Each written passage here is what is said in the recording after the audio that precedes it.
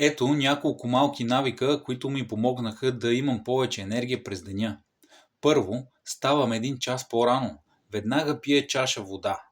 Правя 10-20 минути упражнения, лицеви опори, коремни преси, клекове, докато се изпотя. Защо? Изчиства кортизола, повишава допамина, увеличава серотонина, подобрява метаболизма. Ползите: повече фокус, повече енергия за целия ден, по-устойчив си на стрес, позитивна нагласа. Второ, благодарност и цели. Изброявам всичко, за което съм благодарен. Записвам най-важните си цели.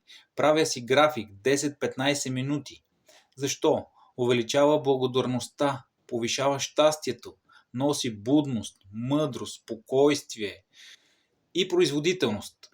Трето, четене или аудиокниги. 20-30 минути. Защо?